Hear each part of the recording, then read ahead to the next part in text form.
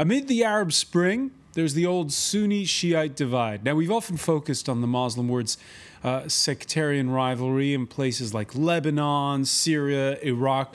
You wouldn't necessarily put Sunni Saudi Arabia on that list, or would you?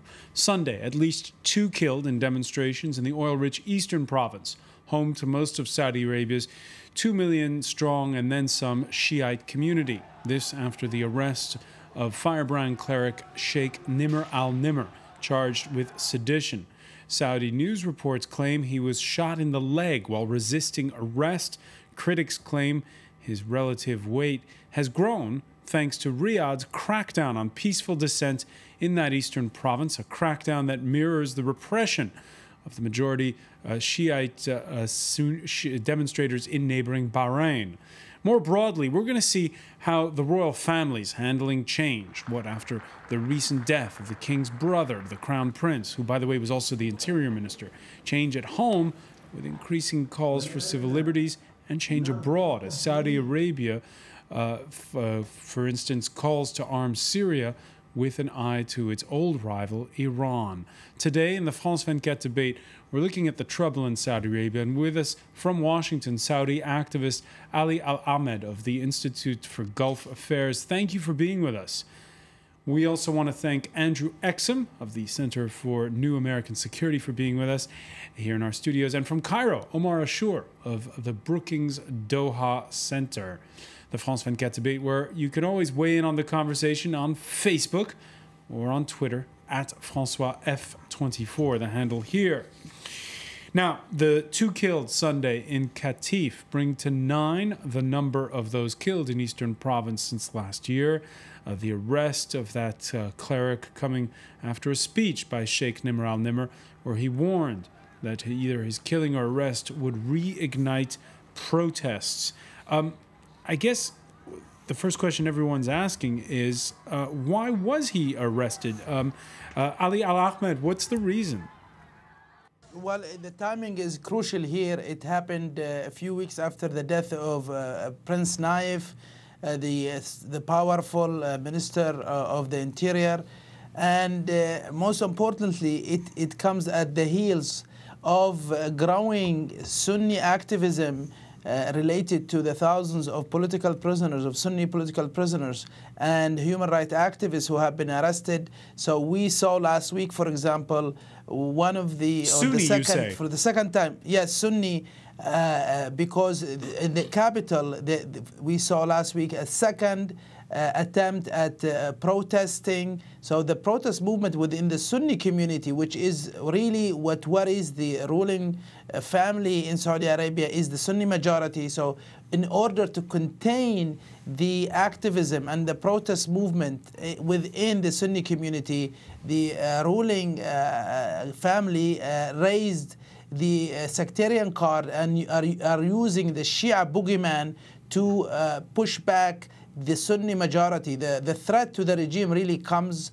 from the Sunni majority, and if that movement and protest movement within the Sunni community ignites, and it will not stop, and it will stop, I think, with similar outcomes as we saw in Egypt or Tunisia. So the fear really in the hearts of the rulers in Riyadh is from the Sunni community, and they have used the Shia activism to stir, to fan the sectarian feelings, and to give the impression that any activism that demands freedom or release of political prisoners is an outside, an external threat, mainly supported by the Iranian regime. And in fact, we see here a statement that came out from the Interior Ministry this Monday. Security forces will not tolerate instigators of sedition who have offended their society and homeland, making of themselves tools in the hands of the nation's enemies. But let me ask you, Ali Al-Ahmed, do they have outside support, those who are demonstrating, and more firebrand clerics like the one who was arrested? There is no evidence of such thing. Yes, the Iranian-Saudi war of words have persuaded, or have the Iranian media have been covering the arrest and protests in Saudi Arabia from all sides, Shia or Sunni, the same way that the Saudi media is covering any troubles within the Iranian border. So there is a media war between Saudi and Iranian governments. But there is no evidence whatsoever of Iranian involvement in the protest movement. These are real grievances in terms of sectarian treatment. Let's remember, Saudi Arabia is probably the most sectarian government in the world, or one of the most anti-Shia governments in the world. But this issue is not limited to the Shia. The Sunni majority has basically around 30,000 political / security prisoners who are now pushing a lot of the activists into clashing with the government and demanding the government. Most of this activism is on the internet, but we will see a lot of it move to the street very soon, I think, because this is just the natural progress of things, and that's what motivated the Saudi rulers to raise again the sectarian card by starting troubles within Qatif. Andrew Exum, do you agree this is a distraction? Well, I think so. I mean, first off, this has been kind of one of these slow-moving train wrecks that we've all been able to see. The danger has always been that you start to think that you have a problem in your restive Shia community in the Northeast, and so you crack down on them, and before you know it, it becomes a self-fulfilling prophecy. Because you're cracking down on them, it becomes a restive area. In the short term, I'm actually much more sanguine about stability in Saudi Arabia than your other guest, mainly because Saudi Arabia has something that a lot of these other states in 2011 did not. They've got a lot of money, they've got very good security forces, they've got strong patronage networks, and the opposition so far in Saudi Arabia is somewhat divided. Now, long term, I think Saudi Arabia has big problems, which we can discuss a little bit further, to include long-term structural problems with unemployment that are going to fuel anger going forward, as well as just general financial problems, including related to the price of oil. Right now, though, I don't see Saudi Arabia kicking off in the way that Egypt did in February of 2011 or Tunisia did in January of 2011. That hasn't happened yet for a reason. However, I do think that long term Saudi Arabia's got some real issues that it needs to deal with, and these sectarian divisions can only exacerbate those tensions. And when you visited Saudi Arabia, how aware were you that there was a Shiite minority? Oh, I mean, pretty aware. I mean, I've worked in this region for better part of the past decade. Having said that, I think where there's always a bone of contention between American officials and American policy officials who work on Saudi Arabia and the Saudis themselves is what to do about the Shia in eastern Saudi Arabia. Again, I personally worry that it's, like I said, it's a self-fulfilling prophecy. If you think you've got a problem, well, then you start cracking down on them, and then you do have a restive province. And if you think there's Iranian influence and you crack down on the Shia population, well, just like we saw in Yemen with the Houthis, there wasn't Iranian influence to begin with, but now there is. And so these problems really become creations of the Saudis themselves. And of course, the fact that a lot of the oil is concentrated in that eastern province, is that a factor in any way? Well, that's why it's strategically important for the Saudis and the rest of the world both. But I don't think it's a real factor in the tensions. Now, let me ask you this question, Ali Ahmed. The demonstrations inside Saudi Arabia started in February 2011, around about the time when there were demonstrations in neighboring Bahrain. This after an outbreak of violence between Shiite pilgrims and religious police in the holy city of Medina. Can you tell us a bit about that? Well, what happened is in Medina, where the Prophet Muhammad Mosque and grave is, Shia typically visit Medina and spend many more days there than Mecca, because it's much more pleasant to stay in Medina in terms of its location.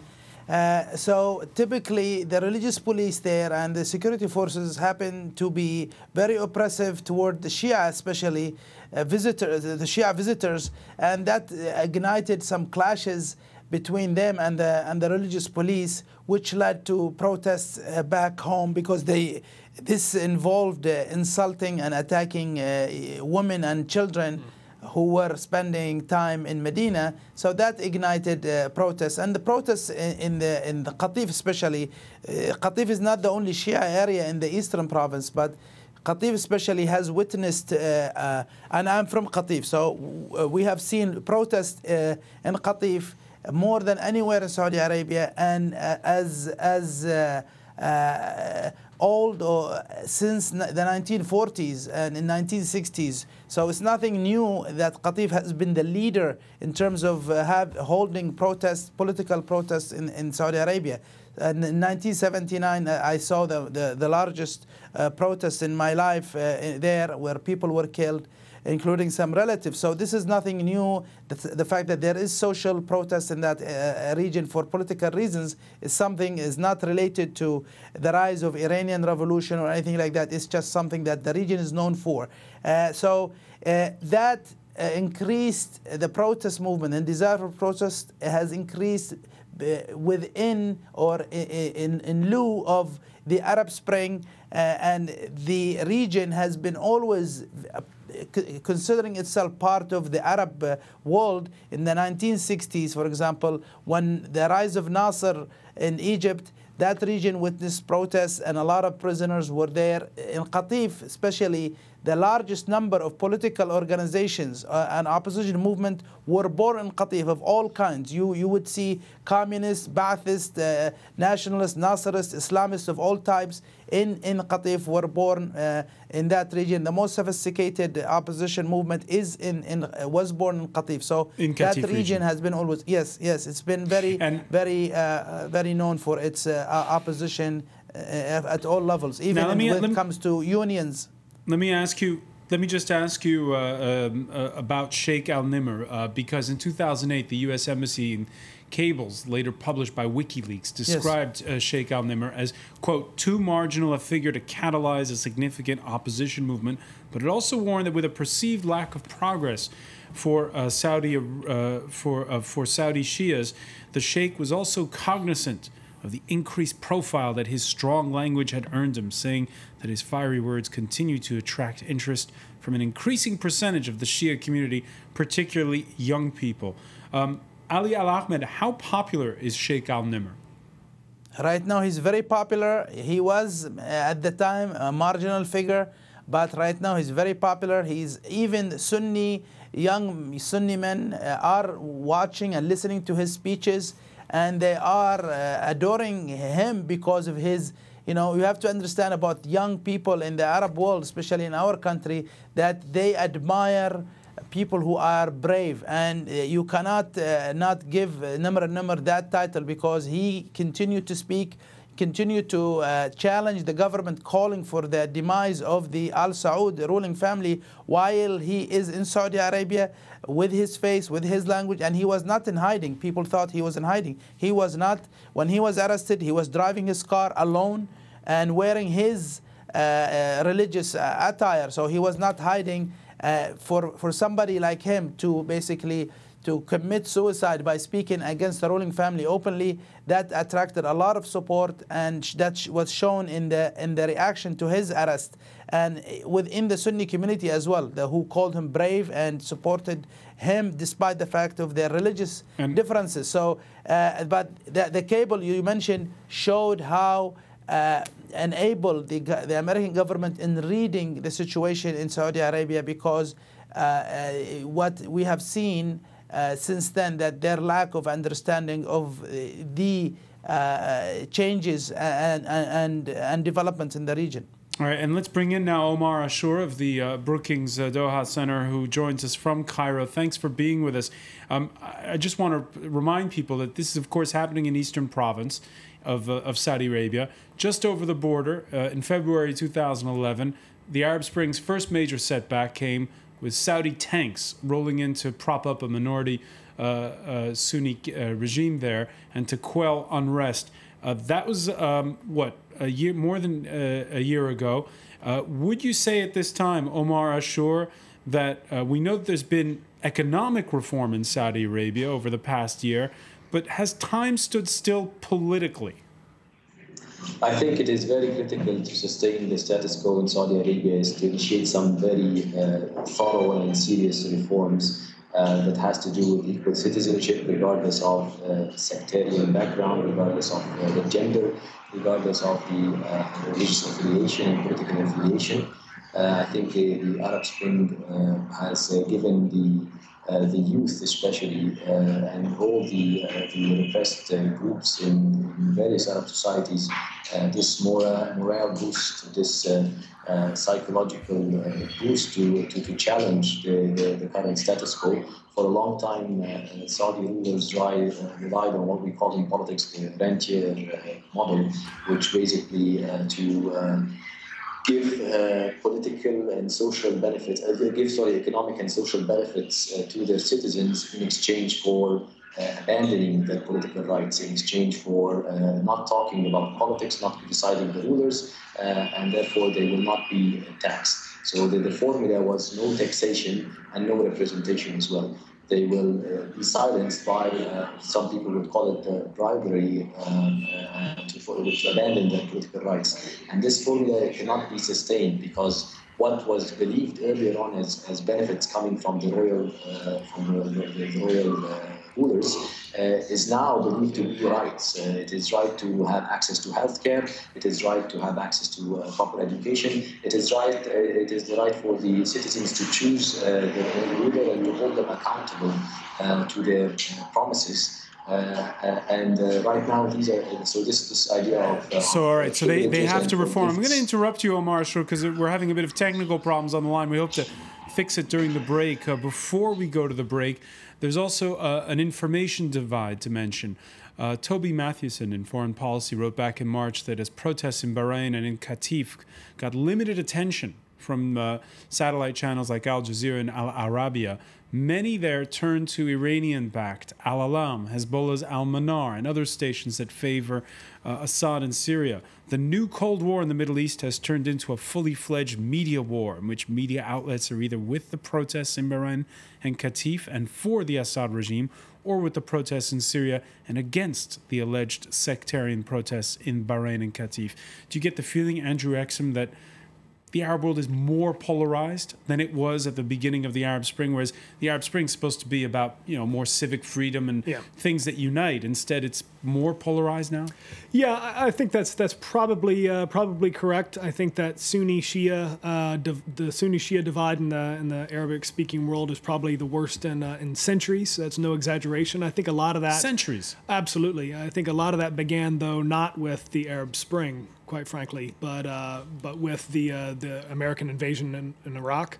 I think it was exacerbated by the sectarian troubles in Lebanon from 2005 to 2008, most especially.